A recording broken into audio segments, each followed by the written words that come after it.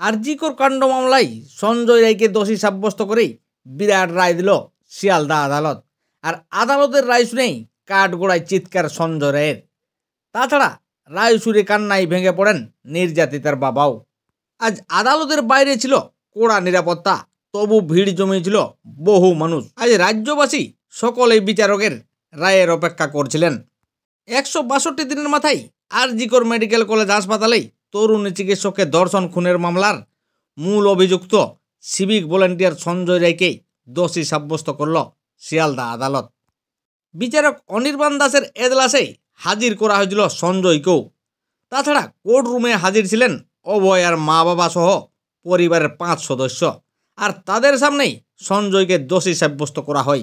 সঞ্জয় রায়কে কাঠগড়ায় দাঁড় করিয়ে অপরাধের কথা শোনান বিচারপতি। বিচারপতি সঞ্জয় রায়কে বলেন, আপনি যেভাবে গোলা চেপে ধরে খুন করছেন তাতে আপনার মৃত্যুদণ্ড অথবা যাবজ্জীবন।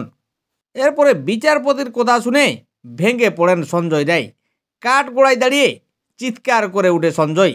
তিনি বলেন, আমি কিছু করিনি, যারা করেছে তাদের কেন ছাড়া হলো। তাছাড়া তিনি আরও দাবি করেন, আমাকে ফাঁসানো হচ্ছে, আমার গলায় রুদ্রাক্ষের মালা আছে, রুদ্রাক্ষের মালা নিয়ে অপরাধ করব। সঞ্জয়ের যুক্তি, আমি যদি এই অপরাধ করতাম তাহলে রুদ্রাক্ষর মালা ছিঁড়ে পড়ে যেত। এরপর পুলিশের এক কর্তার দিকেও আঙুল তুলেছে এবং কাঠগড়ায় কথা বলতে বলতে উত্তেজিত হয়ে পড়েন ধর্ষণ ও খুনে দোষী সাব্যস্ত হওয়া সিভিক ভলেন্টিয়ার। এরপর তাকে শান্ত হতে বলেন তার আইনজীবী। আর এরই মাঝে সঞ্জয়কে থামিয়ে দিয়ে বিচারক বলেন, সব সাক্ষীকে জেরা করে আপনার বিরুদ্ধে যা প্রমাণ পাওয়া গেছে তার ভিত্তিতেই আপনাকে দোষী সাব্যস্ত করা হয়েছে, আর আপনার শাস্তি আপনাকেই পেতে হবে। তবে সঞ্জয় রায়ের কী শাস্তি হবে সেটা কিন্তু সোমবার জানানো হবে। সঞ্জয় রায় হাত জোড় করে বিচারককে বলেন, আপনি তো স্যার দোষী সাব্যস্ত করেই দিলেন, আমি গরিব, আমি এই কাজ করিনি।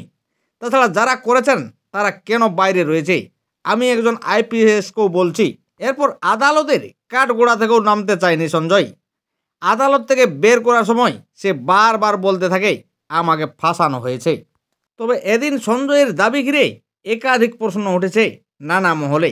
নিজেকে বাঁচাতেই কি নানা যুক্তি খাড়া করছে সে।